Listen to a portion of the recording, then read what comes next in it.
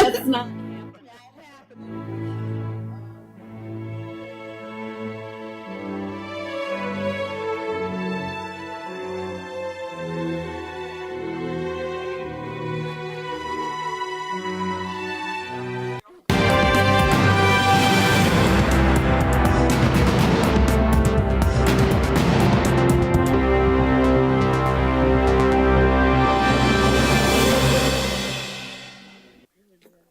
Well, I'm gonna need both of you on my side to help make sure I'm do this. What we got? Do the minutes right. We don't need a, what's the name on that one? That's voice vote. We don't need a roll call on that one? No, I don't think we need. I don't even think we need one. I think we should on the grant always. And then this is approving the more police officers. So that involves money, right? So I put roll call, but Well, my reasoning was because it involves contract. yeah, Yeah, and money. and like you money. say, Yeah. But I thought this one would have been too. This is voice vote, no money. Voice vote, no money. Voice vote, no money. Roll call.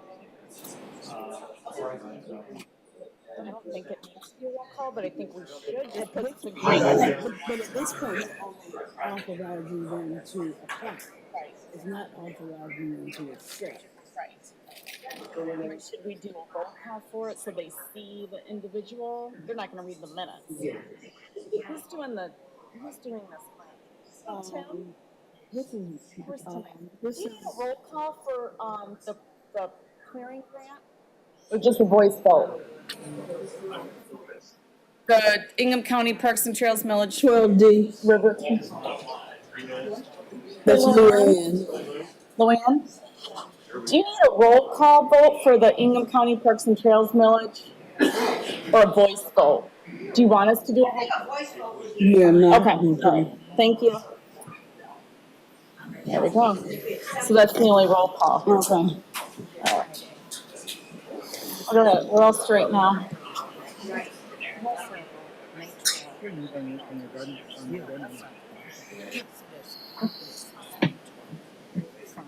So we're gonna change that. Everyone's here. Yeah, I think Yeah. and we had to approve the agreement with money, then we We would have a roll And call. sometimes I'm not sure if they yeah. get the minutes and they want to see a roll call or not, you know, so I'm like, I'm sure either way would be fine. in this, okay, great, thank you.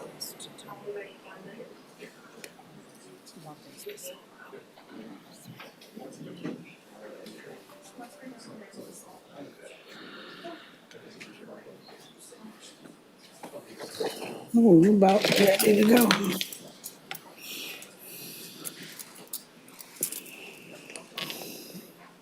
Oh. You ready?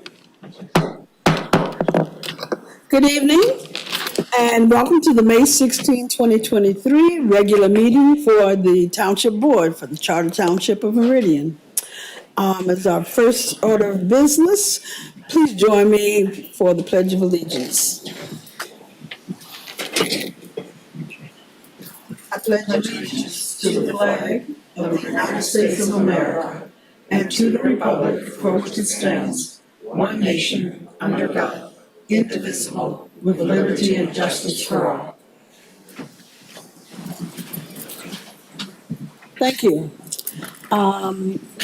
Clerk Guthrie, would you give us a roll call? Supervisor Jackson, Here. Clerk Guthrie is here, Treasurer DeShane, Here. Trustee Sunland, Here. Trustee Wilson, Here. Trustee Wazinski, Here. and Trustee Hendrickson. Here. All board members are present. Thank you. Item 4 on our agenda is presentations. We have 4 tonight. And the first will be an introduction of new personnel by, you're not first. Oh, it's your first. I have a bad agenda. Communications.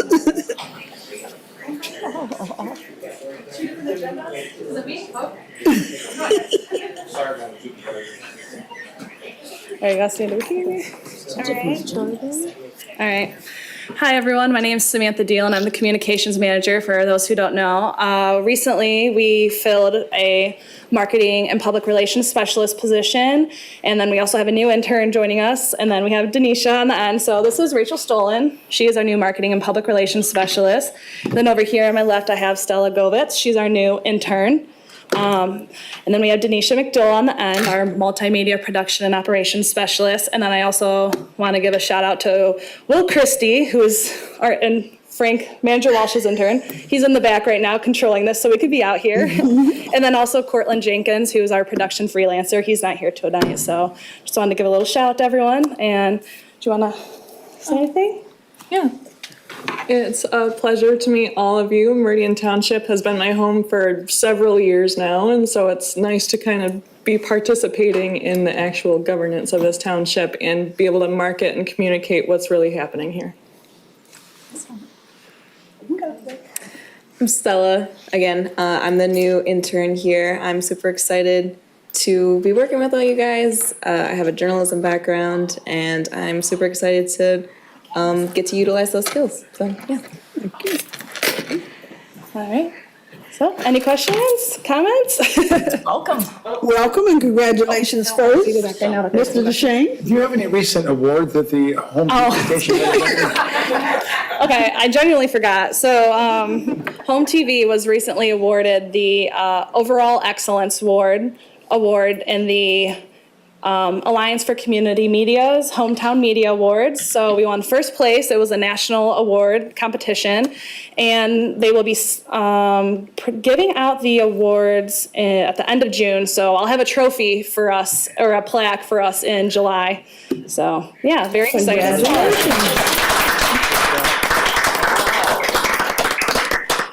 Well, thank you, Sam, for introducing your colleagues. Yeah. And congratulations on your award. All right, thank you, everyone. And now, item 4B is introduction of new police officers by Chief Plaga.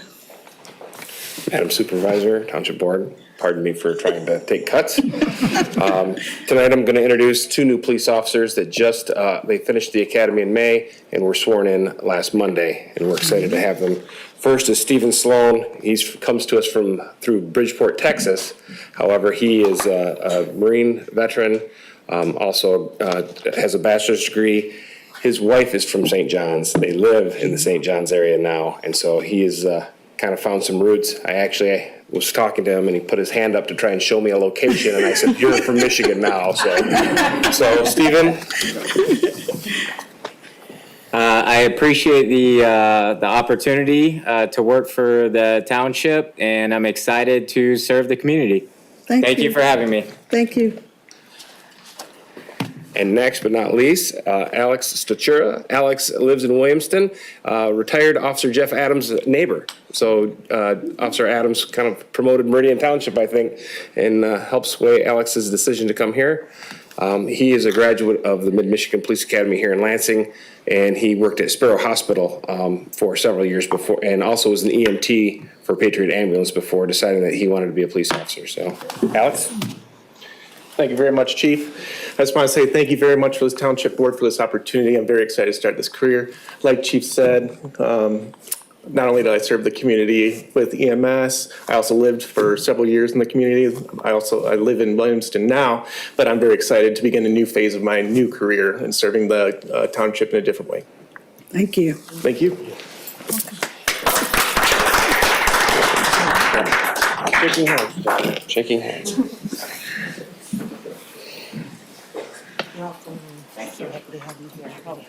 Thank you. Hi, welcome. Thanks so much. Welcome. Hi. Welcome. Glad to have you on board. Welcome. Thank you so much. Glad to have you on board. Thank you so much. That's welcome. Thank you very much. Welcome aboard. Thank you so much. Well, now, and item 4C, hear from Fire Chief Hamill about Mid-Michigan Autism Alliance. Yes, Madam Supervisor, thank you, and Board. Actually, Lieutenant Sam Weber, this is her project, and she's actually going to be presenting. Okay? Thank you for having us. I have Kathy from Mid-Michigan Autism Alliance and also her family. So as you're aware, in October, we raised money for breast cancer awareness. One of the members on the fire department suggested that we raise money for autism. In the month of April, we were able to wear T-shirts. And any of the some of the proceeds from the T-shirt sales, sweatshirts, we raised to go towards Mid-Michigan Autism Alliance. This group actually supplies our ambulances and other ambulance services in the area with sensory kits for any person that might have autism.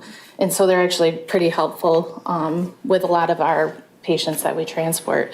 So this is Kathy. She's going to talk a little bit about her alliance that with the kids. But we were able to raise $1,000. With the shirt sales, it was about $650, and then also Hazlitt's T-shirt goods, they donated $150, and then also our fire department union donated some money too. So $1,000 will go towards that organization. I'm overwhelmed. Yeah. Thank you. You're very welcome. So I'll let you do a little bit of.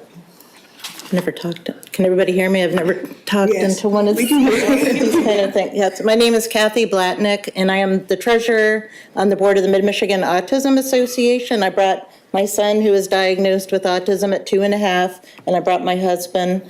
They both came to support me, but the Mid-Michigan Autism Association, we're a nonprofit. We were founded in 2008. Actually, Mary Opsheimer, who is she's Dan Opsheimer's mom. There he is, he's back there. She was on our board for a very long time, and now I've taken her position as treasurer, but we do many different things. We have a very active Facebook page. We do activities. All of our board members are volunteers. We don't get paid. Sam was asking me about our office, and I said, well, my house is kind of my office. But one of the things we actually did right before the pandemic was get sensory toolkits into the ambulances and the fire trucks. And actually, 2 months ago, Dominic and I were in a car accident, and I asked the paramedic that was in the ambulance, like, where are they? And he's like, you're sitting on them, Kathy. And I'm like, okay. But they were awesome with Dominic. We gave some training. We've done Lansing, East Lansing, Meridian Township. We do trainings for free. We've probably done, I don't know, probably at least 30 different organizations in this area, and all of our activities are free. So we 100% rely on donations. Like, I'm overwhelmed. I didn't know it was that much, but that will just, many people, I would say at least 80% of the people that we work with live below the poverty line. And so that's something that's been important to me. I've been on the board almost 9 years, and to make all of our events free, that was extremely important to me. And it's autism, but you can have any developmental disability or really any kind of disability. We don't turn anybody away. We like to say we're autism driven, but not autism specific. So we never want to tell anybody no. And like I said, I'm overwhelmed by how much it is. It's going to pay for many different things that we do. So thank you, Sam. Thank you for letting me just talk. I'm very passionate. I could probably talk about autism for days, but I live it every day, 24/7 with Dominic. So thanks so much for letting me get a chance to talk to you all. Thank you. Thank you. Thank you. I didn't know if y'all would want. She brought some. Sure. Yeah. Thank you very much. Thank you.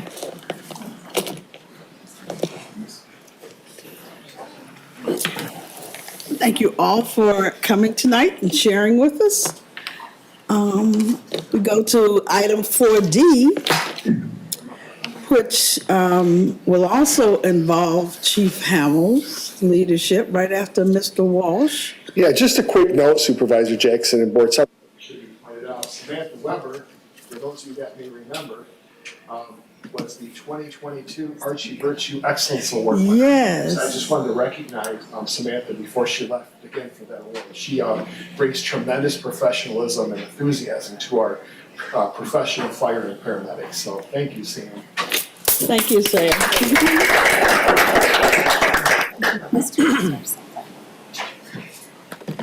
Yes. He cut out. Come on. Hopefully.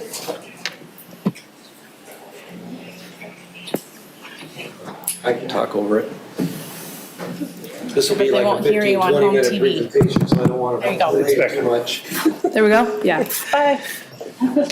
All right, Madam Supervisor and Board. So if you recall back last year when we requested using ARPA money to look at getting these wonderful cots, they're called power load cots, and really the intent was to protect our firefighters from back injuries and other injuries. Since then, we kind of took it a step further where we've signed into a contract with Stryker now for 10 years for a lot of new equipment, which is really going to help us in the long run because a lot of our equipment was getting old. So tonight, I don't want to belay this too long, but we've got a group of firefighters here, and then Captain, oh my God, Romick, sorry. Our girls play lacrosse together, but he's going to kind of go through it and explain it, and they're the ones using it, so they're the experts, so. Captain Thank you. Romick. Well, I've already been introduced, Captain Romick. Lieutenant Karate and Firefighter Cummins is going to bring out the stretcher. We have purchased 4 of them, or leased 4 of them, excuse me. The big difference is this does all the lifting for us. American University did an ergonomic study for EMS, and these have shown reduced injuries by 77%. So before, the stretcher was all the way up, and we'd have to lift the patient up to the stretcher, and then we'd have to manually lift it into the ambulance. This does this all for us now. Not only that, it goes straight to the ground. So our great volunteer here is going to get on the stretcher. And we thank Trustee Wazinski for So serving normally, as model. one firefighter would be in the front, one firefighter would be in the back, and we'd have to lift together, count of 3, 1, 2, 3, lift it up. Now, the stretcher does it for us. It can lift up to 700 pounds. A lot of seatbelts.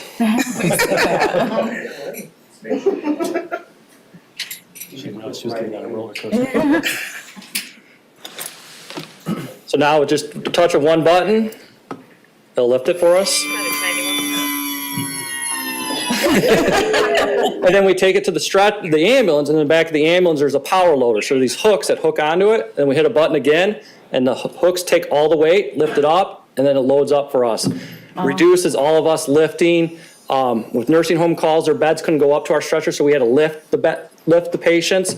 A lot of times crew members would have to go into the bed with them. So this reduces injuries to us. It keeps the patient safer and everything, so. That's great. Any questions? No,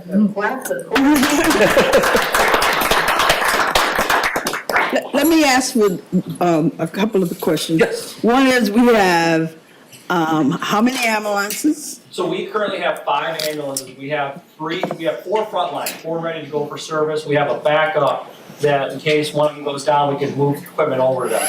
Those 4 that are ready for service have these in them. Okay. The other one does not. Okay.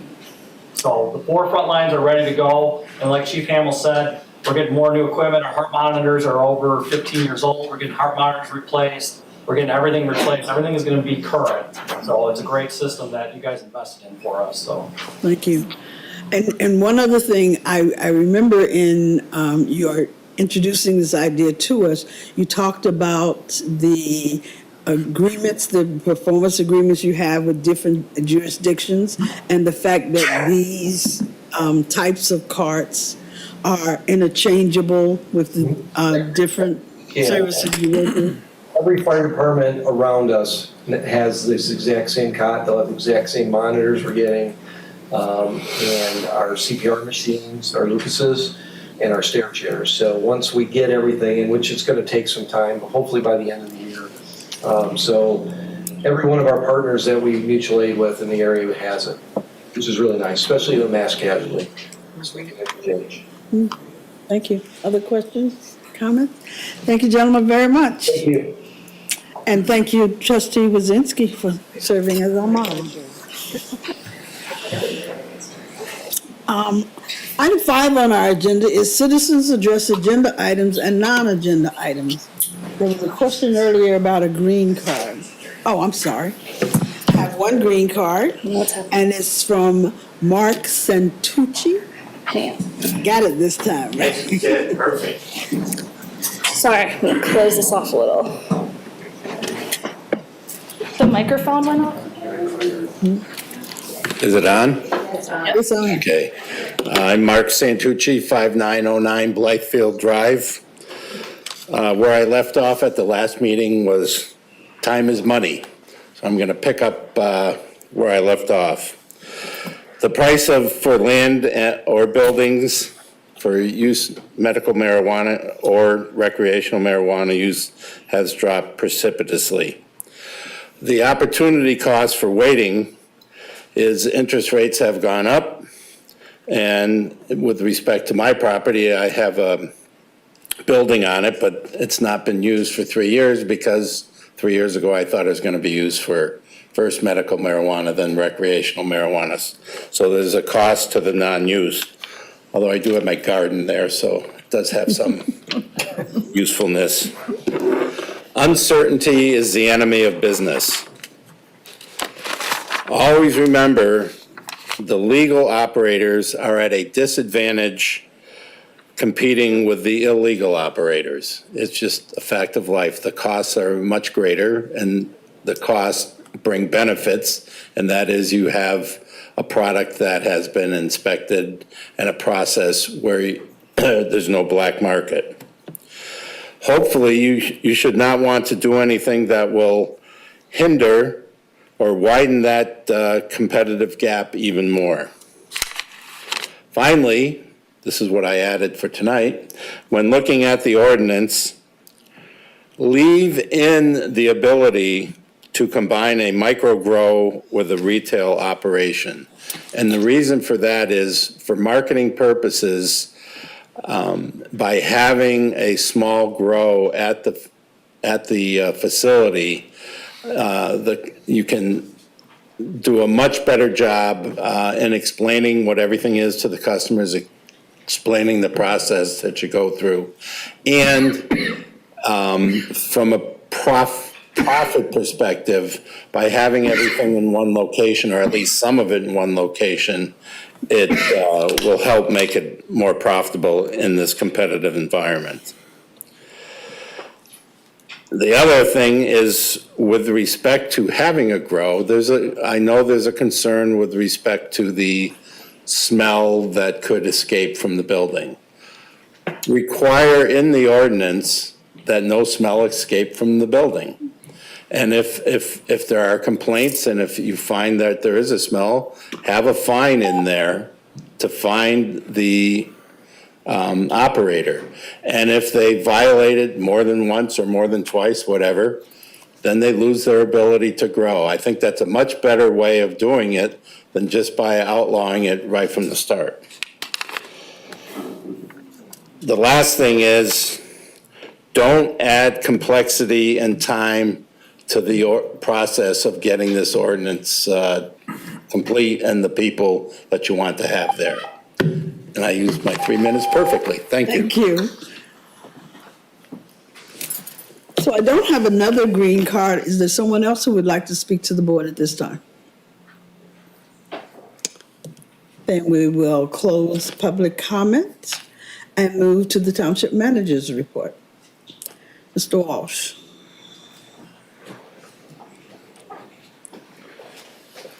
Thank you, Madam Supervisor, Board. I'll be brief.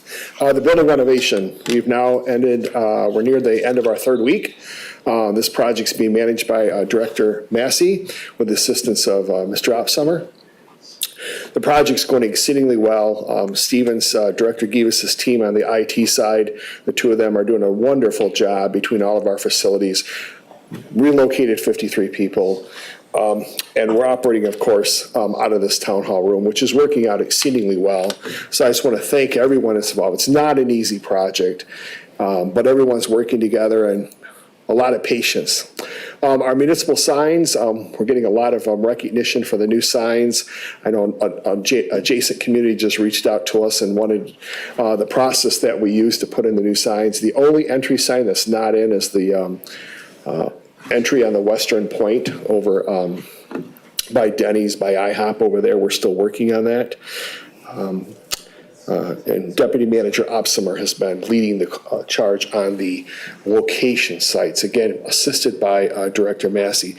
They've done a wonderful job on that project, and it really dates back to then Communications Director Guthrie working on this project 5-6 years ago. This has been a long time coming, so it's good to acknowledge the people who are actually doing it, but it's just as important to acknowledge the people who started it. The community center, we are working, of course, that process. Trustee Wilson is chairing that, and we have been busy. And again, the mission isn't to build a community center. The mission is only to bring back a recommendation on how to move forward, if at all. And that's due by December 1. That's a board directive, and we're working towards that. And we just did a very impactful, I think, a very meaningful tour of the Osceola Township over by Howell, and we spent some time there. Supervisor Jackson and Trustee Wilson and Director Maisner, and yeah, we had a really, I thought it was a really good learning process. We're also going through the local roads for '24, working on our list right now. We're also working on the selection of our engineer, who's going to lead our project going forward. We've had successful programs. We've not gotten over the hump of, we have, but it has our adjacent team members have not. And that is coming up with a list of roads in the summer and getting them bid in the fall before December so we get better pricing for the next year. We've done our jobs, and now we're looking for an engineering company that wants to join us in that. And that process is, I think we received 7 or 9 bids from companies to do that. We're also going through some, Director Geebies and Manager Opsimer are working on some cybersecurity training.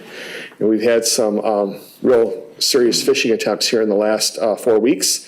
And we know we have a two-way authorization to get into it. We have stuff set up, but we need to do some training to make sure, even though we have set up, is working.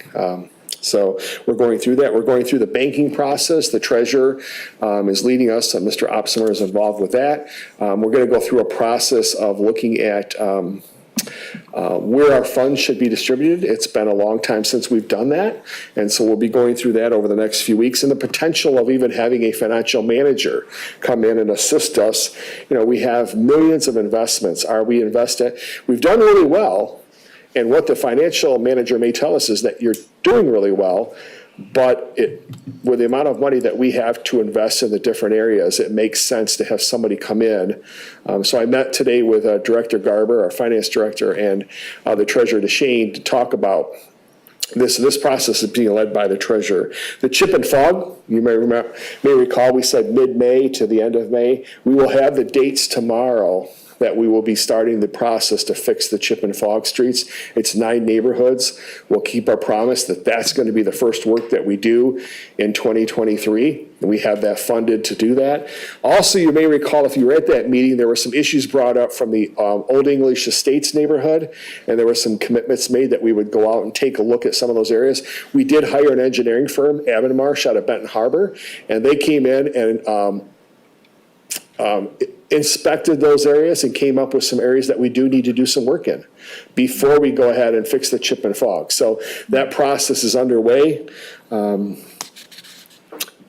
Health and Safety Expo last Wednesday night, you're probably going to talk about that, but I just want to say, I'm not going to offer any comments other than to thank, there were many people involved, too many people to sit and thank tonight, but I want to thank Trustee Wilson for the leadership on that event. A lot of time and effort in that, and it was just a great evening. And finally, the Celebrate Meridian, June 24th. Director Maisner's team is working hard to put that together.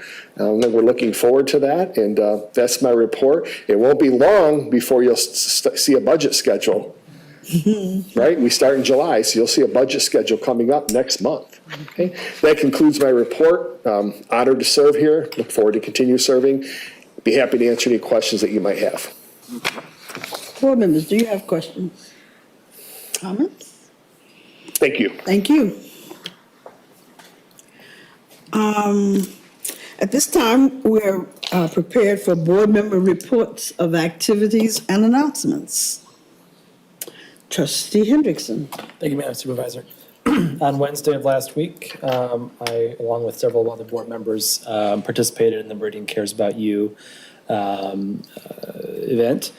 And I too wish to extend my appreciation to Trustee Wilson for her leadership on putting that event together, as well as especially, and as Manager Walsh pointed out, a lot of hands went into making this event possible, especially Supervisor Jackson, Manager Walsh, Director Maisner, and Chief Plaga, who were all instrumental, as well as our outside partners in making sure that event was a success.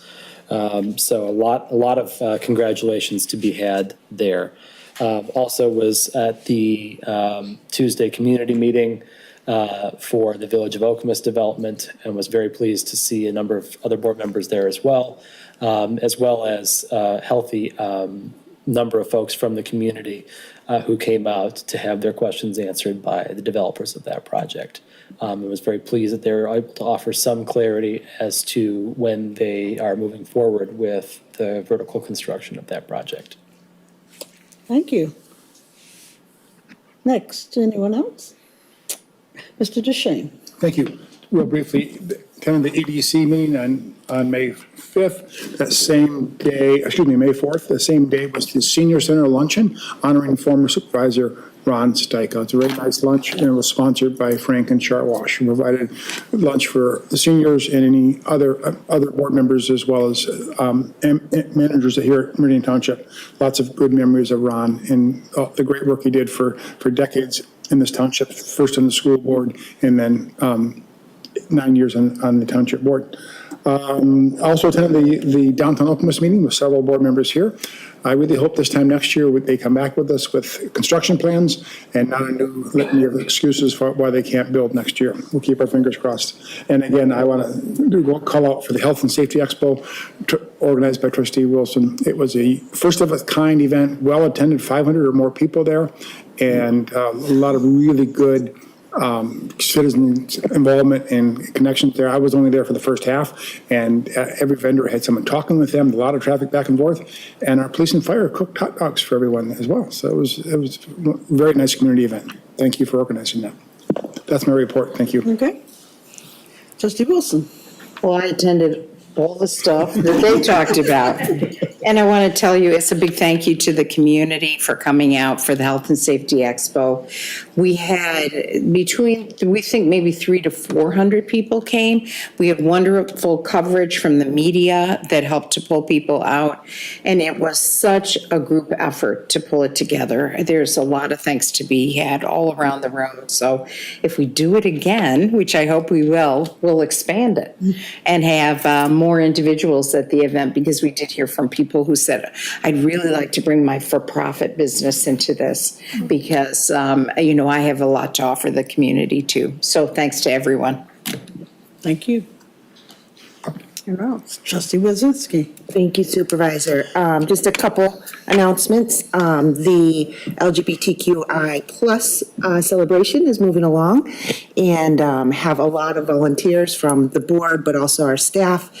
Mr. Brian Shorkey has agreed to project manage that and has been working hard. So celebrate on August 26th from 4 to 11. Keep you posted. Other than that, not too many other updates. Thank you. Clerk Guthrie. Thank you, Madam Supervisor. I have two announcements. One is the tribute for Memorial Day and our public servants. It's on May 29th on Memorial Day at 11 a.m. at Glendale Cemetery. The scouts, two scout troops will be leading the color guard, and we will have a special presentation by Pastor Trevor Sutton from St. Luke Church, and Army veteran Dennis Carpenter, who happens to be my uncle. So I'm kind of excited, really excited about that, to hear that. And then another announcement is medicine collection at the market on May 20th. And that is from 8 a.m. to 2 p.m. And information went out from our communications department, is on the township website. I actually received several calls about this, so I thought that I should make an announcement to people that you can bring your medicine, take it out of your bottles with your name and address and everything on it. Unless it's liquid, keep liquid in the container, put it in a Ziploc baggie and bring it over to the market at that time. But there's specific information on the township website about that. Okay. Thank you. Anyone else? Well, I'll just add a couple of things. One is, again, thank you to Trustee Wilson for the expo, and her leadership in bringing that expo to Meridian Township.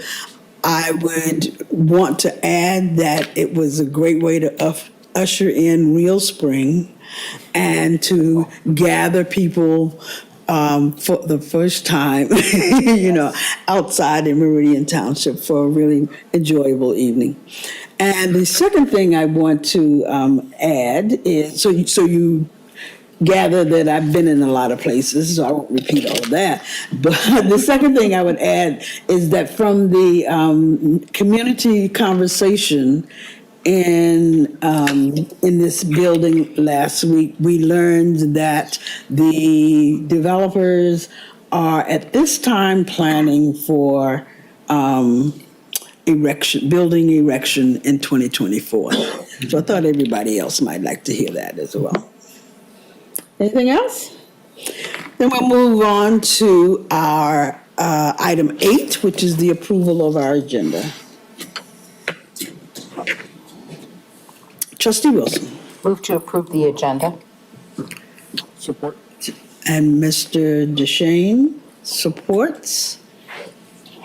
All in favor of the motion to approve the agenda, please say yes. Yes. Opposed, no. The chair votes yes and the motion passes. Item 9 is our consent agenda. On our consent agenda, I would point out that there is a schedule for concerts at the marketplace starting in June, included in those communications. And the minutes of our May 2nd, 2023 regular township board meeting, the manager's bills, and a approval for the Meridian Pride outdoor gathering planned for August. Trustee Hendrickson. Thank you, Madam Supervisor. I move the consent agenda as presented. Support. Supported by Trustee Wilson. And because bills are included, we need a roll call vote. Supervisor Jackson? Yes. Clerk Guthrie votes yes. Treasurer DeShane? Yes. Trustee Hendrickson? Yes. Trustee Sunland? Yes. Trustee Wilson? Yes. Trustee Wazinski? Yes. Motion carries 7-0. Thank you. Item 10 is questions for the attorney. We don't appear to have any tonight. We don't have a hearing scheduled, which is item 11. And we move now to item 12, action items. 12A is the final plat for number 03012, Sierra Ridge Phase 4. Director Schmidt will lead us. The request in front of this evening is the final plat approval for Phase 4 of Sierra Ridge. So just by way of background, preliminary plat was approved on July 1st, 2003. There have been final plat approvals for 3 previous phases within the development, and there have been extensions of the preliminary plat every 2 years, consistent with both state law and local ordinance, to extend that original approval. The final plat is a bit perfunctory. Final plat is intended to ensure that everything was installed the way it was supposed to be installed previously. So these plans are nearly identical to those that were approved in 2003. There are a couple additional easements that showed up as a result of the Drain Commissioner's final review. There's been some very minor changes to dimensions that once they got on and actually surveyed things and put the stakes in the ground, you got the actual, this is what is in the ground. So this is a fairly straightforward review. There's one outstanding infrastructure issue that I will point out is that there's a sidewalk, 2 pieces of sidewalk along Newton Road that can't be installed yet because of a stormwater project with the Drain Commissioner's office. Rather than install it now and then have it ripped out and have to put it back, we've opted to let them wait until the stormwater project is completed. But given that they have 14 lots here to build and another phase potentially, we're not concerned that it won't get installed. We will address that. The individual sidewalks and street trees along the cul-de-sac will be installed as the individual lots are built upon. That's how we've done it throughout the project. Under the State Land Division Act, we have a 20-day review period once a complete submittal is made. Today is the 20th day, so we would recommend approval of the final plat at this time. We have identified no major concerns, and this will be the second, there will be at least one more final plat approval for this development covering the cul-de-sac to the east. I'd be happy to answer any questions the board might have. Okay. Clerk Guthrie. Thank you, Madam Supervisor. I have 2 questions. One is the original application showed around 99 homes being built in total for this project. Is that the same as what it is today, or has it changed? Number of units has not changed from the original design. Okay. And then it also talked about the developer being amendable to a barn being relocated. Do we know what? My understanding is that did happen a long, long time ago. Okay. Treasurer DeShane. I have a question for the developer, if Mr. Fida would, do you mind coming to the podium? Maybe we should get a motion on the table before we get that deep into the discussion. Very good.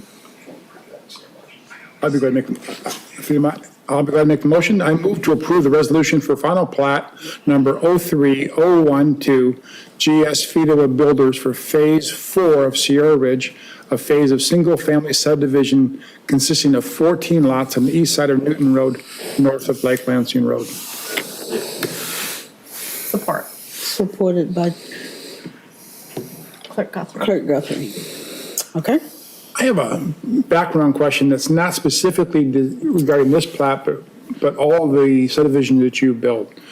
Looking at the layout here, it's in the roads, the curbs, the sidewalk, the water, the sewer. Who pays for that before your lots are sold? The developer. Okay. Any ballpark figure of what that cost is for these 14 lots? Yeah, it's between $1 million and $1.3 million of investment. So close to $100,000.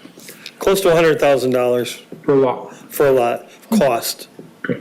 The reason I ask you is, we were told last week by the developer that the builder was never asked to build infrastructure, that the township should pay for that for downtown Okemos. And I wanted to be clear on the record that we have 14,000 homes in this township, and what percentage of those would you say were built with that similar model where the developer had to build the road, the sewer, the water, and so forth? How long has that I'm been the going to model? say, I think that the developers have, paid for all of it. The developer is in a position to profit, hopefully, from the development, and wouldn't expect the township to pay for any of it. So basically, we install, first of all, we installed a lift station for about $300,000 in phase 1. And then through the phases, we're on phase 4 and 13 or 14 lots. And building the roads, first of all, we install the water and the sewer, and then we pay a permit or fee to do that. And then we pay a fee to connect the water and sewer to the house, pay the township a fee to do that. And then from that point, the township they maintain the infrastructure of the water and sewer plant and charge the homeowner. It all seems to be fair, all seems to work. Have you done any multifamily development projects? Yes, we've done 4, we're looking at, we've got a fifth that we're working on. Does any of these costs not apply in a multifamily project, or is it the No, same? it's the same plan, the same costs are involved. Basically, all of the infrastructure is installed by the developer. But then what will happen is those facilities are dedicated to the township after 1 year. And then from that point on, the township maintains the water and the sewer. The Ingham County Road Commission or the road department maintains the cost of the road through the tax base. They collect, a house that we're building out there now, $15,000 a year in property taxes. Yes, and we appreciate that very much, and so do the schools and the county. And the schools, and the community, and the businesses, and Meridian Township, and the developer. The reason I bring this up isn't specific to this project, I will get to your project in a second, but just that I was shocked to hear developers say developers are never asked to pay infrastructure costs, when it seemed to be the model for the development in almost every home in the township appears is exactly the contrary to that. When you buy a lot. I don't think it's different anywhere else. We've built in DeWitt, we've built all around. I don't understand what would be the incentive for the municipality to install the infrastructure. Okay, thank you. Yep.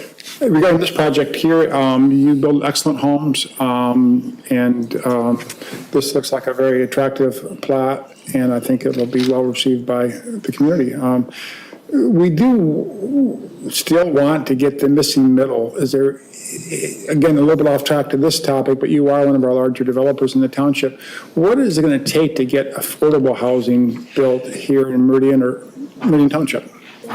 Well, I'm going to tell you, to take out a building permit, it's like, we pay $7,400 for a water and a sewer permit. And then our average building permit is like $5,000. So we'll have $12,000 for this township just for permitting purposes. And so when I just told you the cost of the $100,000 for the development cost, usually the development cost is like 1/5 of the cost of whatever the project is. So that's $500,000. So the middle is, I think it's not in Meridian Township. I think it's in a smaller community where the costs are not as exorbitant as they are here. Costs are high here to build. People want to be here. But if we would lower those development costs, the building permits and other upfront, if you will, built-in costs that we collect from you, would that change the market for middle housing? Well, and then what happens is that we did our last plat like 4 years ago, and the costs are about double. The cost of all of the products that go in the ground, all of the cost of the labor that's going on, in 5 years is probably nearly doubled in costs. So that middle, now I don't know where that middle is for us anyway.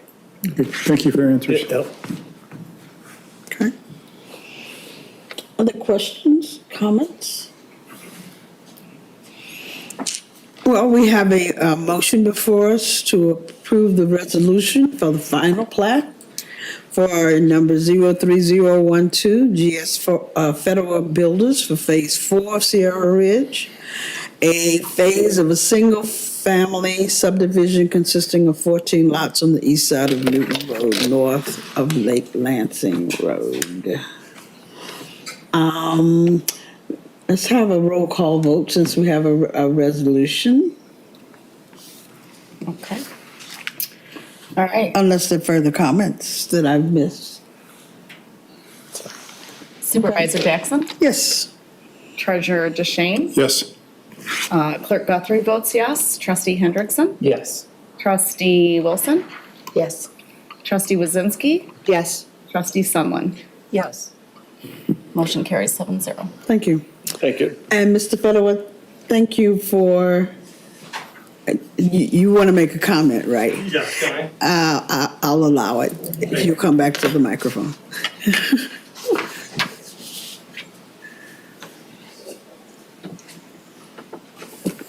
As I got sat back down in my seat, my son Greg Fedewa had pointed out to me that as far as the missing middle, we are bidding on a City of Lansing project that is a low-income housing project, and it's the start of supposedly many projects. This is a 5-unit project, 5 units in downtown Lansing. And we're working hard to keep the costs down. And so these are projects that our understanding are going to sell for a couple $100,000. And they're using the city, or they have monies from somewhere, we're not exactly sure, but we're working with them. We put the project together, and there's other bidders that are bidding it. We put together the infrastructure proposal, the survey proposal, all the different bid packets, so they can in turn send it out for bidding. And they just sent it out for bidding a short while ago. Bids are due January 2nd or June 2nd. And we're hoping, and they tell us that's the start of many, many multifamily projects in the city. So, thank you. Thank you. And thank you for, with Treasurer DeShane's help, educating us on the development from the developer's perspective. The next item on our agenda, I think, 12B. It's 12B. It's a resolution to support anonymous gun drop-off program. This is, this particular idea is championed by several of our board members. Mr. Hendrickson, would you like to introduce this idea? Thank you, Madam Supervisor. So I'll start by moving to approve the resolution to support the anonymous gun drop-off program. Support. So this resolution is brought before the board by myself, Trustee Wazinski, and Clerk Guthrie.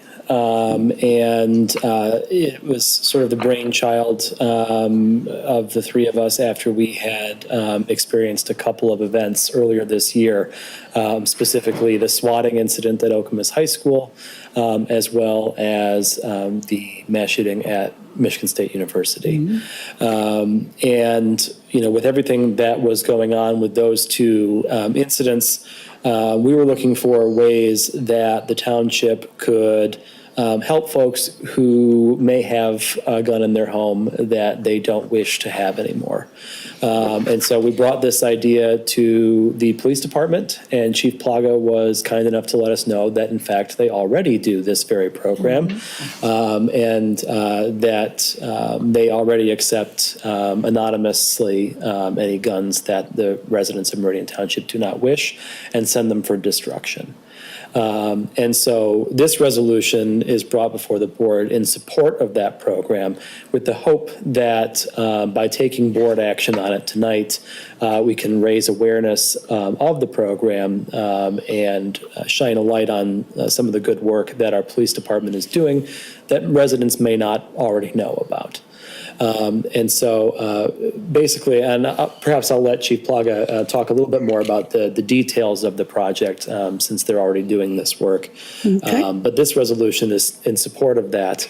Also, part of the reason why we are doing this now is because the first Friday of June every year is recognized as National Gun Violence Awareness Day. And the Township Board has recognized that each year since 2020. And so this also is a way for us to recognize that and support that important day, since gun violence is continuing to be an issue that plagues this country. And so for details about the program, I'd like to turn it over to Chief Plaga to present those to us. Okay. Chief Plugger. Madam Supervisor, thank you, Trustee Hendrickson. For years, we have taken firearms, unwanted firearms, into our program at the office.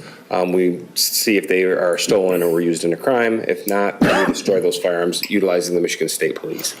One of the things that was kind of brought forward is, and really it was also kind of a Meridian Cares About You event, is there are so many services that are available to the community that they're just not aware of, and trying to get that message out.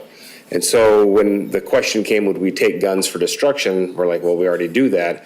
Then there was, well, how do we make sure that people are aware that this is a service that's provided?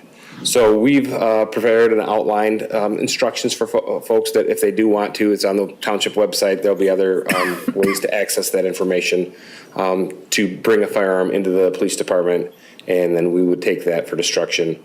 Some people do want to leave their name so they can, there's a report that said that they did turn a gun in, so that, you know, they're concerned of that gun turning up somewhere else down the road.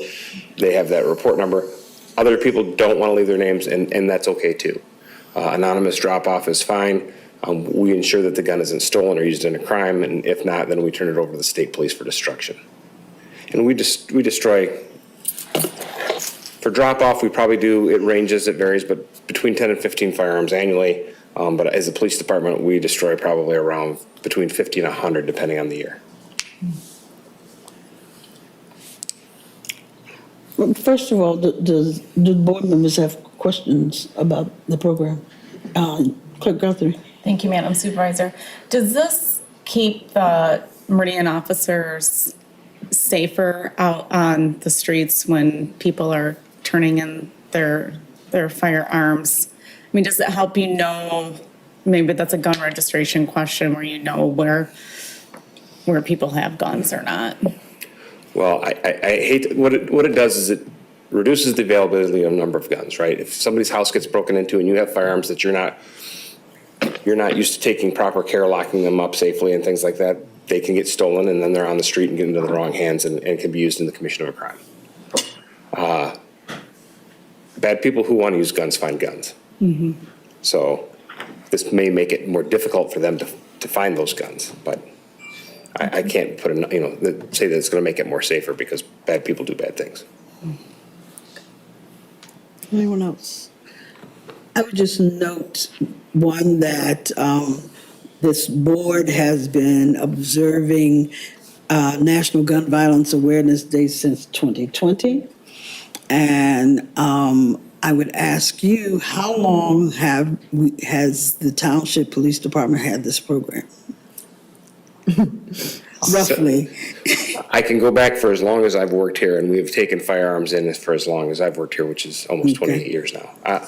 Most police departments, if you bring a firearm to a police department, will take the gun in for destruction if you no longer want that firearm and you want it destroyed. Most police departments, it's just not, people aren't aware of it. Okay, thank you. Mr. DeShane. Listening to the news, watching the news, reading the news, you see a lot, I'm seeing a lot more gun violence in the news lately. It seems especially so during and since COVID. Are we seeing an increase in gun violence here in Meridian Township over, say, the past 5 years? I wasn't prepared with statistics, but I will tell you off the cuff that we've had reckless discharge of firearms. We go on shots fired calls, and it seems like they are more prevalent. And there are a multitude of reasons for that. If I could ask a follow-up, what do you as the chief do to prepare your officers in the community for society that is tolerating or experiencing more gun violence? So we provide, so part of our Citizens Academy, that we educate citizens on safe gun storage, safe gun use, safe gun handling. We provide literature and support to folks who have questions about firearms. A lot of times we'll get information about questions in literature they don't know, so we try the education piece. Training our officers. Our officers are well trained. We maintain a high level of training at the department for not only de-escalation, but also dealing with critical incidents similar to the one that occurred at MSU. Our officers have been trained, and we train annually. It's not just to train once and forget it. We train every year on use of force and active critical incident response. Thank you. I would suggest too that your adherence to the philosophy of community policing plays a big role in the kinds of things that you do to manage. I will say that our officers' connection to the community through their community leaders makes a very strong impact for our department and the relationship we have with those who we serve. People feel comfortable calling and asking us. And that's the most important hurdle to get over, is that fear of police. I was at a DARE graduation today at Raleigh Elementary. We graduated over 100 kids through the DARE program today. And we received hugs and pictures and cookies. But that kind of interaction with the community is the piece that builds that relationship. So, Okay. thank you, ma'am. Thank you. So we have a motion to approve the resolution. Further comments? Then with the resolution, we'll have a roll call vote. Okay. All right, Clerk Guthrie votes yes. Treasurer DeShane? Yes.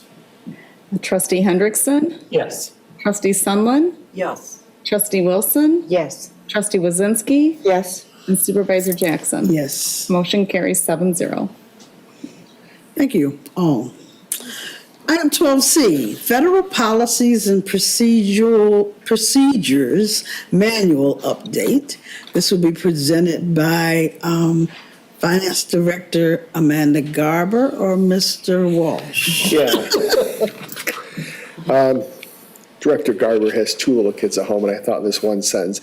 She actually looked at me today and said, "I think you could handle this." I took that as a compliment. Anyway, you had a discussion on this at your last meeting. It's the Federal Policy and Procedures Manual that we have in the township. You have to have this if you're going to accept federal funding, and our auditor has reviewed this and has made a strong suggestion that on page 8, we simply add the sentence about avoiding acquisition of unnecessary or duplicate items, and that's listed on page 8, bullet point number 1 at the end of that, under procedures. The auditor strongly suggests that we do this to meet federal guidelines. That's all I have. Thank you. Treasurer DeShane. I move to approve the updated Meridian Township Federal Policies and Procedures Manual as presented to the board. Support. Supported by Trustee Wilson. Further comments? Mr. DeShane? I think the salient thing is that our current procedures were in compliance with the exception of one item, which is quite remarkable. It shows that we are following these rules before we're told we have to follow these rules, which shows good management and good procedures here at Meridian Township. Trustee Wilson? The same reasons, because this is a very direct statement that's being added that is a no-brainer. Yeah. Anyone else? So, by voice vote, all in favor of the motion to approve the updated Township Federal Policies and Procedures Manual, please say yes. Yes. Opposed, no. Chair votes yes. And we move forward to item 12D, Ingham County Parks and Trails Millage Grant, a multi-jurisdictional river clearing grant to be discussed with us by Director of Parks and Recreation, Luann Mason. Please. Thank you. Thank you, Supervisor and Board. Appreciate being here. Earlier today, I had a meeting with Christian Fairbanks as a representative from the Hazlet-Okemos Rotary Club. And the Rotary Club has expressed interest in creating, funding informational kiosks along the Red Cedar River, one at Harris Nature Center, one for Wanch Park, as well as canoe kayak launches at those locations. And the Rotary clubs in Williamston and Williamstown Township are also taking an interest to do some of these same things in their sections of the river. And I know that the Hazlet-Okemos Rotary just had a river cleanup project last week. And I have been working with representatives from both of those communities, and we have submitted a grant application to Ingham County Parks and Trails millage to fund projects to clear the log jams from the river, 15 miles of river from Williamston and all the way through Meridian Township. And it just seems that there's such an emphasis right now on an interest on improving the recreational value of the Red Cedar River, and it's pretty exciting. And so the grant application was due a couple weeks ago or a week ago, but we still would need a resolution of support to submit that application to the Ingham County Parks and Trails millage. The amount was $500,000. There's no local match needed or requested or provided. And we would hear more toward the end of the year, so these projects would begin in 2024. Okay. And there's a resolution for your consideration. Thank you. Trustee Wilson. Thank you, Madam Supervisor.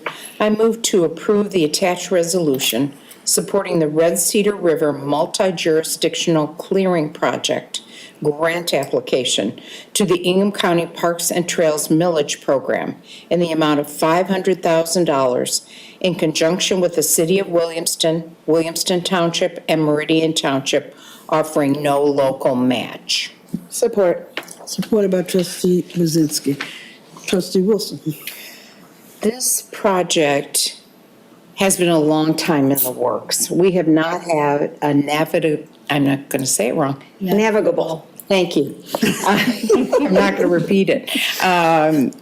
Water course through our communities for a very long time.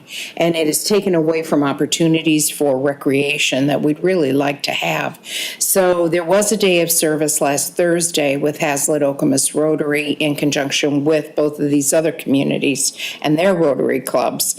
And they cleared, we heard, they cleared and cleared truckloads of debris out of the river to make that a pathway through there. There still are going to be portage areas because there's some very massive trees that have fallen into the river that are going to require equipment well beyond a tractor and some chain. So it's coming, and it's a wonderful opportunity to add to the assets of our Parks and Recreation program. So I'm totally in favor of doing this project, and the Rotary clubs will continue to be involved. And the seconder, I'm sorry, Trustee Buzinski. Thank you, Madam Supervisor. I also am very excited about this. We have this beautiful feature within Meridian Township, the Red Cedar River, that, you know, other than our parks adjoining it and being able to view it, it's going to be really fun to be able to use it for navigable. And being that I am a kayaker, I am really excited to get my kayak from Drummond Island and bring it back to Meridian. So, thank you. Thank you, Director Meisner. Other comments? Treasurer DeShane. I too fully support this grant application, and as the current president of the Hazlitt Okemos Rotary Club, I'm proud that our club has gotten behind this. In fact, we had a service project that was last Thursday, led by one of our members, and so cleanup work has already begun on the river by volunteers. There's much more to go. And he reported, as Trustee Wilson said, there are some major logs and trees to be removed. It's going to take heavy equipment. But in terms of trash and other debris that can improve the water quality and navigability, that work is already being done by volunteers. So it's an exciting project. The number of portages one has to take from Williamston to Lansing, we'll say, and along Red Cedar has been reduced already. We hope to get that number down as far as we can. But some of this is going to require some major equipment and big investment, and this $500,000 grant will be a big step towards that. So, thank you. For that reason, I'll support it. Anyone else? I would like to raise one question. I think we haven't mentioned the fact that this is a $500,000 grant for work over 3 years. Correct. And the other thing I'd like to say is I'm particularly impressed with the opportunity to work with our neighboring communities together on something that is that we share and that we can work together to share the cleanup for. Other comments? Trustee Sunderland. Yes, thank you, Supervisor. I'm just curious, after the 3 years grant, what happens next? Because I think it's going to be an ongoing issue.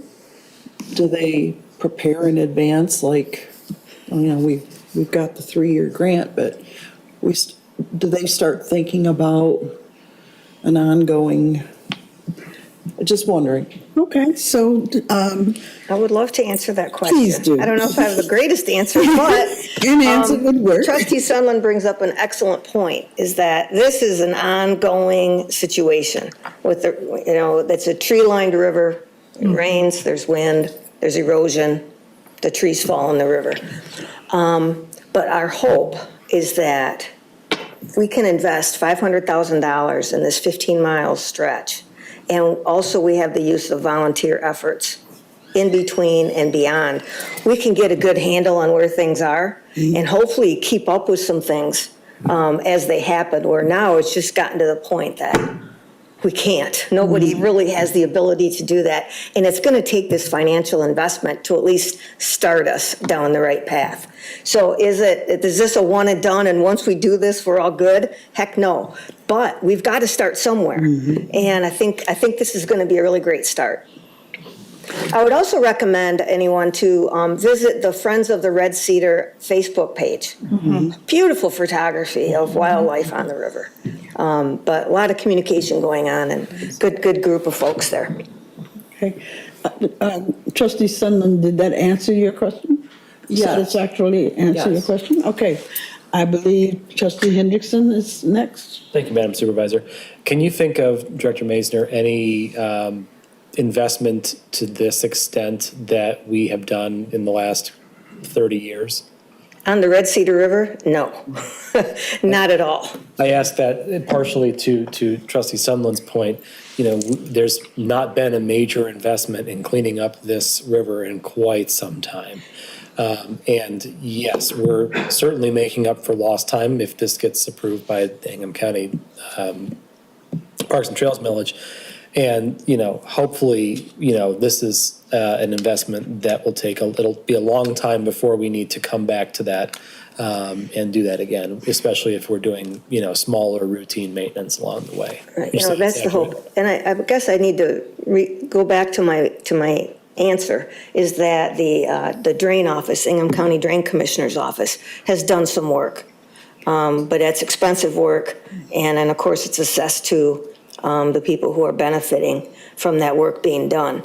And here's an opportunity for us to help keep things open and clear, and then not be able to allocate those, request those monies back from the residents. And we've also been in contact with the Hingham County Drain Office as well. They're very excited about us moving forward with this project, and we will work hand in hand with them moving forward. Clerk Guthrie. Thank you, Madam Supervisor.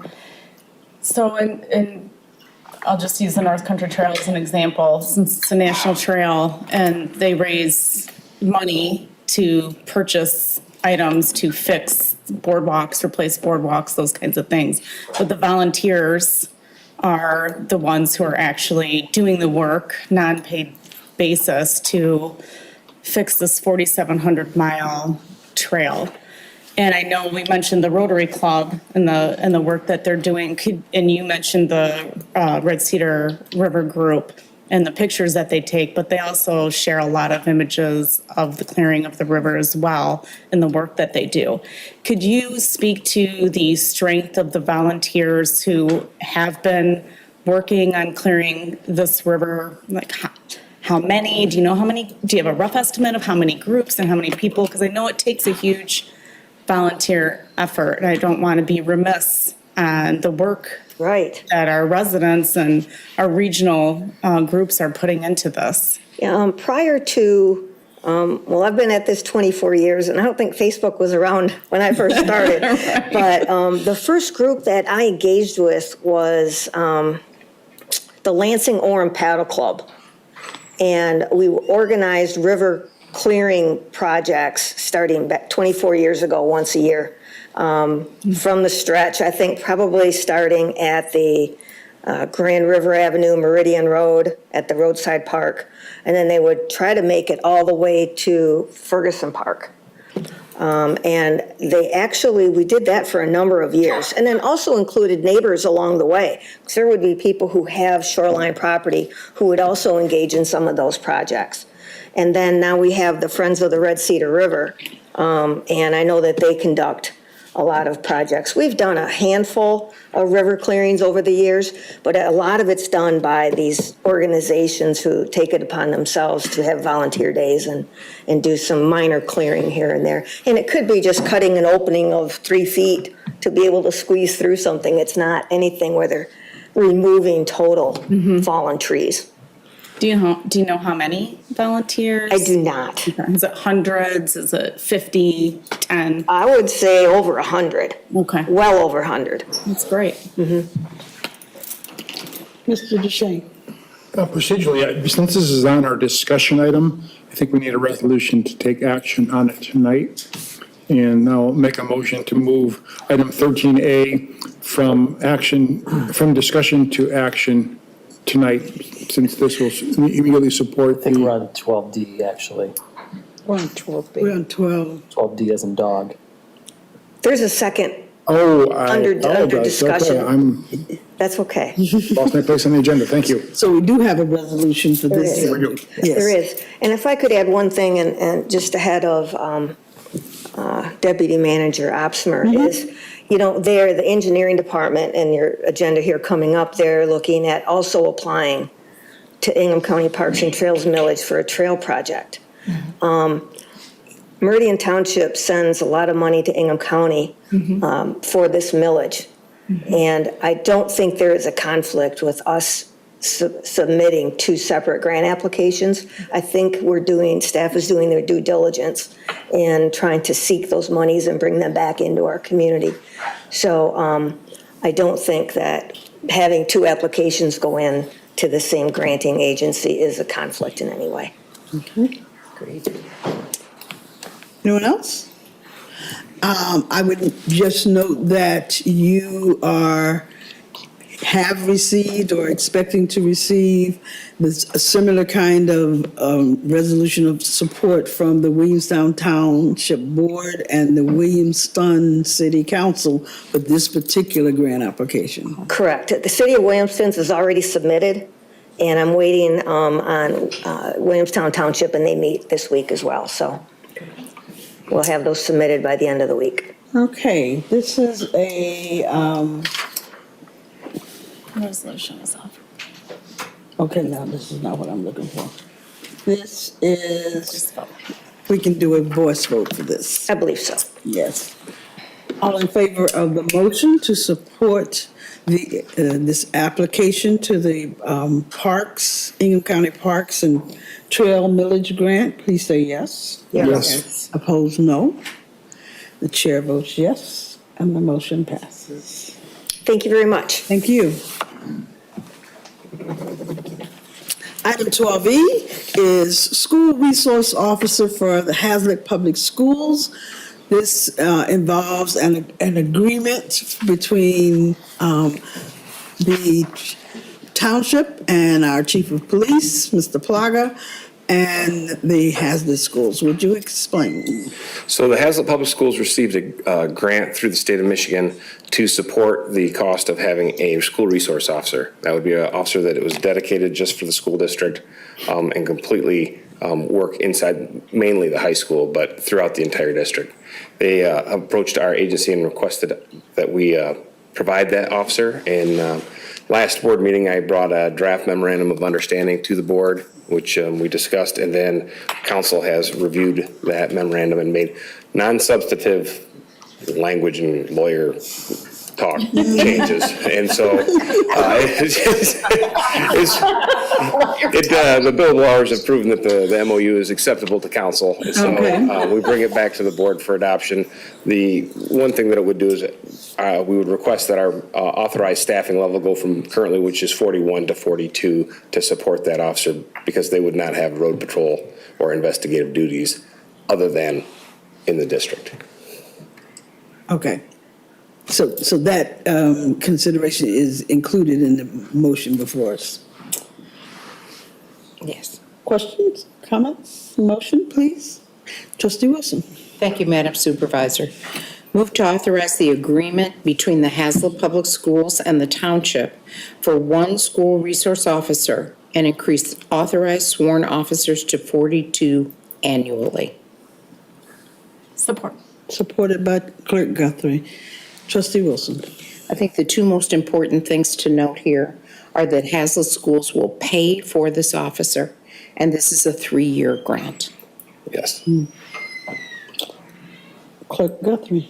I will just add that I think that this also furthers and encourages the community policing efforts that you and your team do such a good job at. Thank you, ma'am. Other comments? Treasurer DeShane. First question is this going to leave us short-staffed for the rest of the township, having to send an officer there, or will this be the current officer that's already serving as a resource officer in Hazlet? So we currently have a school liaison officer, an officer that is assigned, it teaches the DARE program, provides some curriculum in the high school as well, but it is not a full-time position. They still, our hopes are we have some folks in the pipeline for hiring, so we're hopefully going to get to the point where we will be back to the position where it won't put too much of a burden on patrol. The other nice thing is that this officer is on duty, and the school understands that in case of emergency, that officer is available to respond to, in progress crimes. They understand that, and that is part of the agreement. Great, thank you. Trustee Brzezinski. Thank you, Madam Supervisor. We do have a community officer at Okemos High School, is that correct? We have a liaison officer there. They're there a few hours a day throughout the week. Yes, ma'am. Thank you. I had a personal experience at Okemos High School with our liaison officer, and I will say it was, could have been a terribly scary situation. It was a scary situation, but Officer Cole was available 24 hours a day. She made sure I had updates, as well as, and this is as a parent, not as a township official. So I will say as a parent, it was a really comforting feeling when you know that you have a police officer that can be there to assist in some of those school issues. So I would say that. I have one question with respect to this contract. Has the Hazlet parents been notified of this contract, and have we received any feedback from the parents on potentially any conflicts or any concerns they might have? So there's been, I know that the school district notified parents, the school board is aware because they had to get permission to go forward with applying for this grant. We have a very warm welcome in the Hazlet School District. They are excited to have us. They're excited to have this expansion and resource available to them. So there's not been any apprehension at all. Excellent. Trustee Hendrickson. Thank you, Madam Supervisor. So the Hazlet Public School District has asked for this, and they will be, through grant funding, paying for this. And so I see no reason why we would not fulfill this request. I think, we've talked about the benefits of having a trained officer on site and being able to provide that community policing to the Hazlet School District. I will reiterate a point that I made the last time this was before us, which is that I am concerned slightly, that the downstream effect of raising the number of sworn officers to 42 may come into an issue if and when the grant funding is no longer continued 3 years down the road. I would hate to bring someone into the department, train them, place them, and then find us in a situation where, we are sort of backdoored into an issue with that officer. So I'm glad that we're upping the number in total from 41 to 42. I think that covers the need. I'm working under the assumption that we will eventually get to full staff and we'll be able to do that. This is a great place to work. I guess, my question would be for perhaps Manager Walsh, which is, are we concerned from a budgetary perspective for that possible eventuality? Or is it too soon to think about the budget 3 years down the road? Yes. Yeah. It's really, I could come up here and give you a twisted, twirly answer, but I really am not going to try to do that. We'd be talking about 2027, and so I would have no idea how we'd face at that point. I share your concerns, but when I look at it like this, I've been here 10 years, and we have not been at the maximum number in all my time here. So I hope we get there, and if we do, that'd be a good bridge to cross. But one other thing you should know, if you're looking at the numbers, going back just prior to 2017, we were at 39 and 30, so we were at 69 off at police and fire, right? And if this is approved, we'll be at 42 and 34, so we'll be at 70. So we'll be up 70, so we'll be up 10% in our police and fire funding, our police and fire personnel in just 5 years, 10%. That's a pretty big number for something we should be proud of in the community. But I don't have a better answer for you budgetary-wise, trustee. Thank you. Other comments, questions? I have just one. Well, I have a comment. First, there's a very definite difference between a school liaison and a school resource officer, correct? Yes, ma'am. It's the commitment of resources. It is a significant increase in the commitment of resources of an officer dedicated to that school. And is there a difference in how they operate or relate to both the police department and the school system? So they maintain employment by the police department. They follow all our rules, regulations, and general orders. They receive their instruction from us. We work cooperatively with the school if there's any issues that come up. The one thing that they'll have more responsibilities than they do now.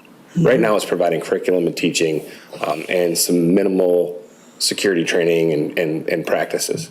They're going to be expected now to work with the school emergency operations plans, school security assessments.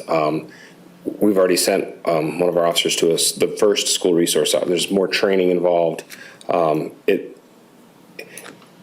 trying to give you an example. It's like going from delivering newspapers to being the writer.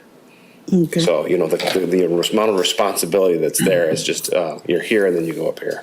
Okay.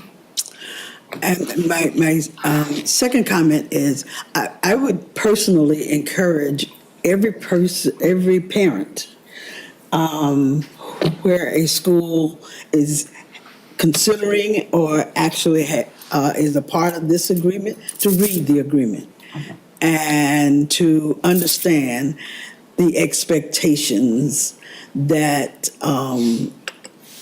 are included in this this contract as well. I think we would all be better informed and may in some cases be more comfortable with the idea if we understood exactly what was going on. Okay.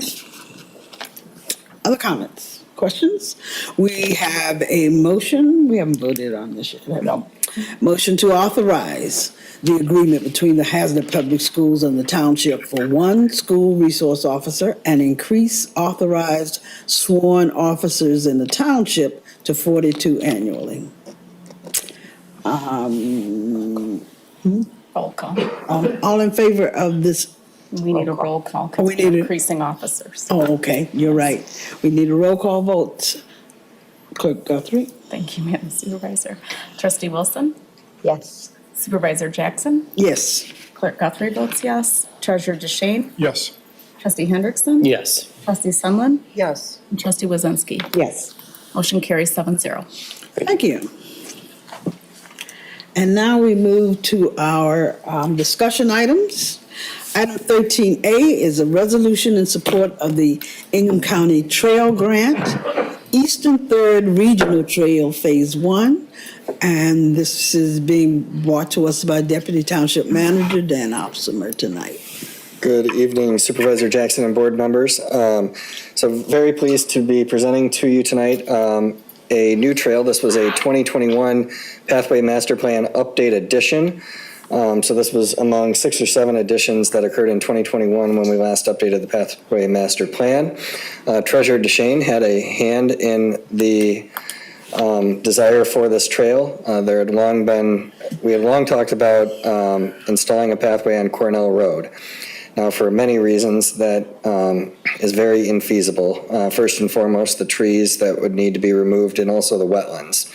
But that desire to have that pedestrian and bicycle multimodal connectivity on the eastern third of the township, which is much more rural, nevertheless made us look very closely within the engineering department at the various parcels and right-of-way that exists in the eastern third, and we stumbled upon the consumer's right-of-way, which runs from Hazlitt Road near the Green Road Fork, and it runs south until it hits Legg Park, at which point it does 2 45-degree turns, and then it proceeds west to Okemos Road, and this east-west section of this right-of-way actually goes all the way into the city of Lansing, and that's, if you go to the map to show regional connectivity, this is that east-west connection all the way to the Lansing River Trail.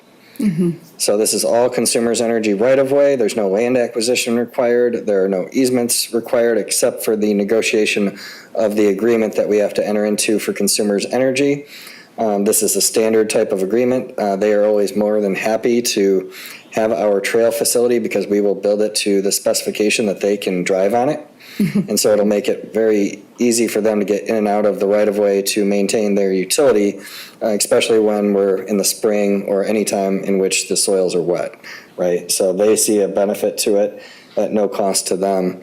The interurban is constructed in a Consumers Energy right-of-way. You might think it's constructed in the CN Railroad right-of-way. It's actually the Consumers right-of-way.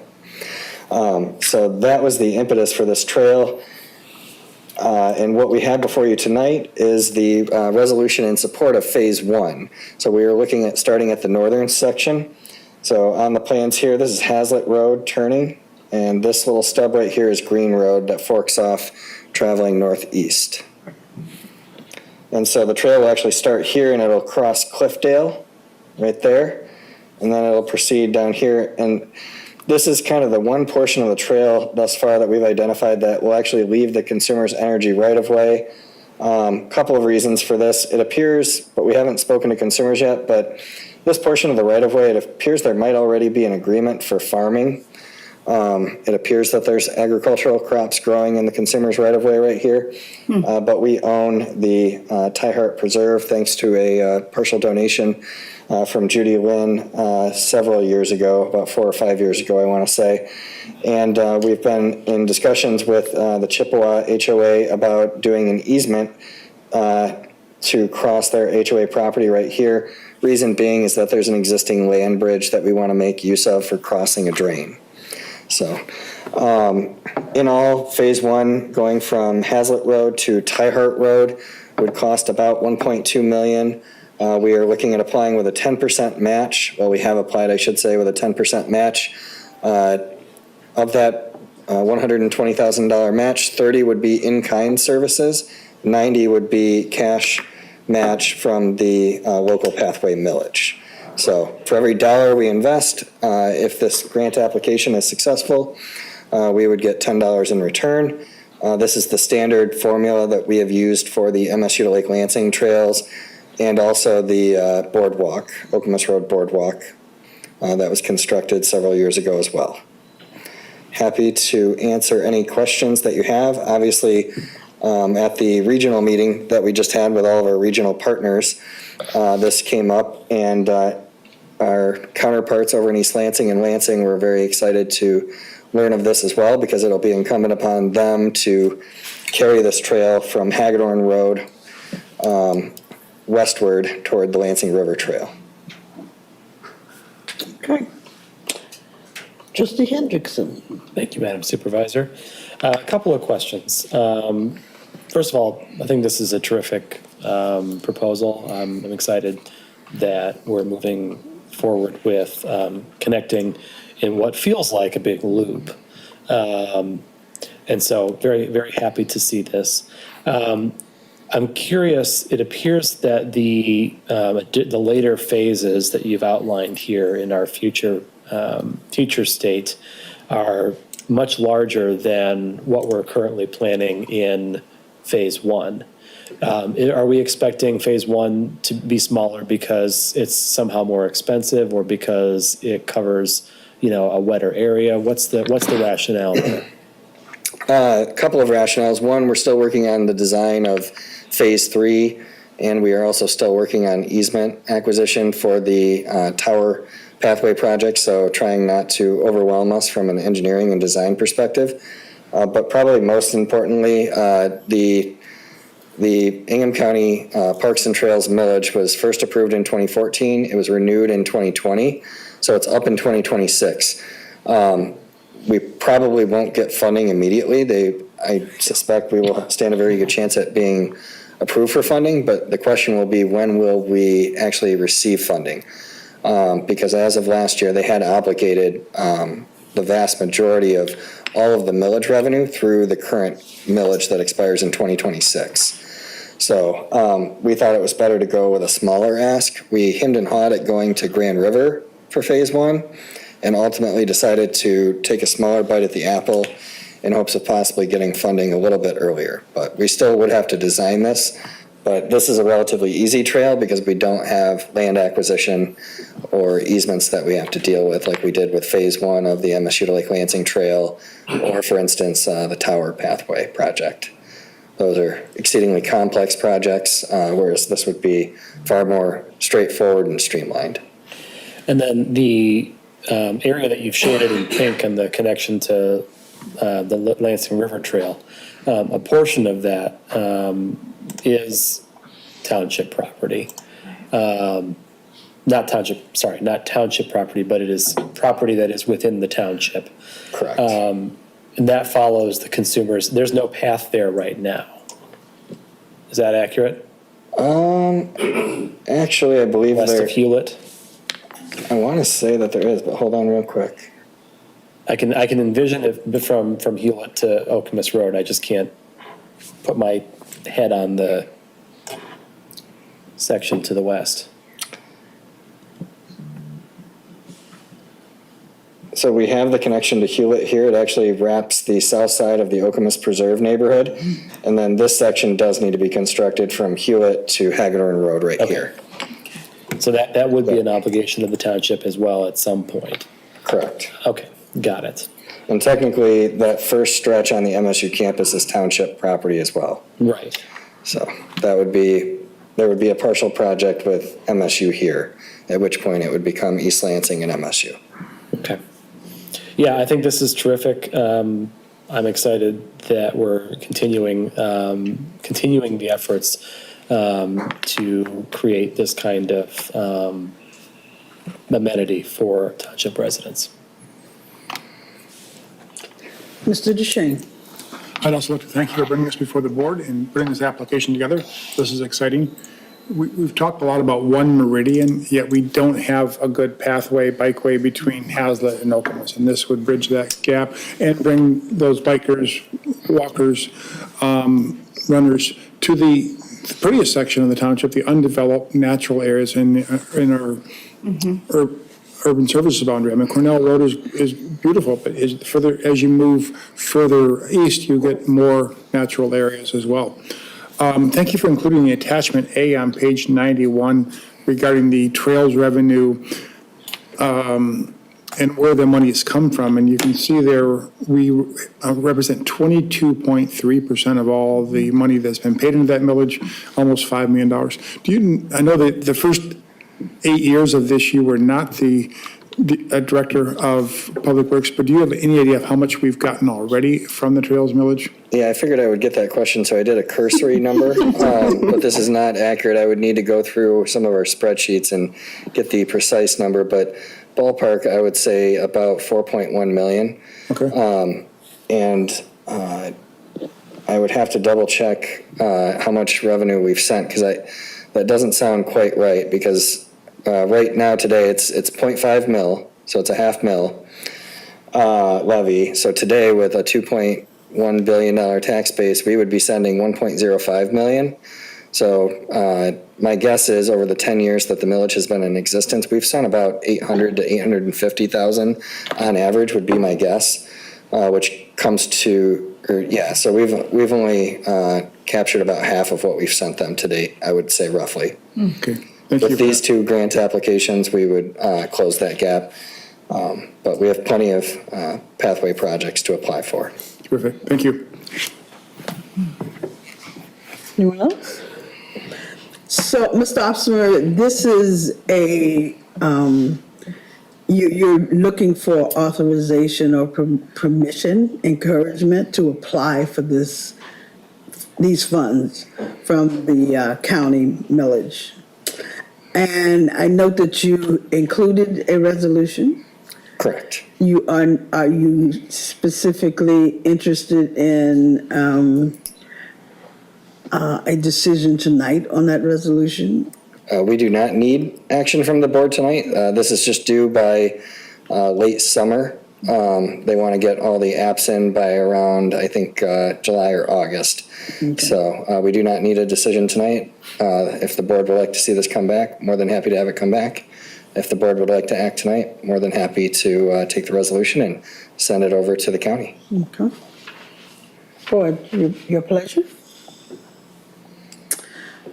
Well, we will, it appears that everyone is in accord.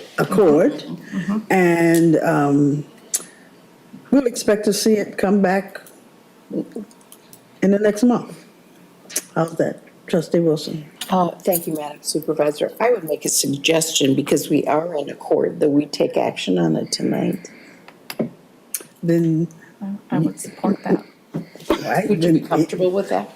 I see no reason why not, but I think I need from you a motion first to suspend our rules and then to vote on that tonight. Okay.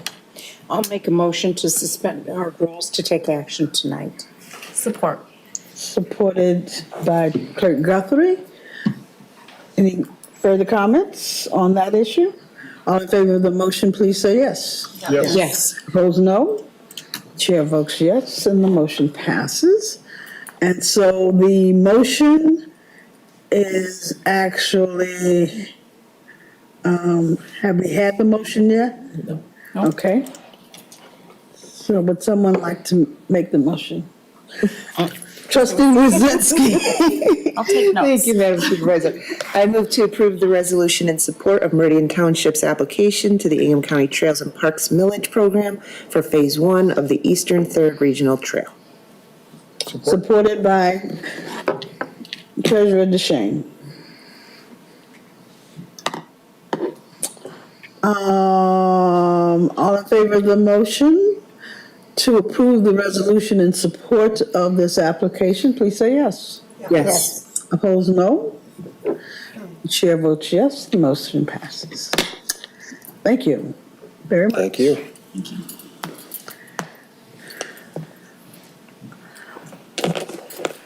Now, the item 14 on our agenda is comments from the public. Are there members of the public that would like to speak to the Township Board at this time? No? Then we'll move on to item 15, other matters and board member comments.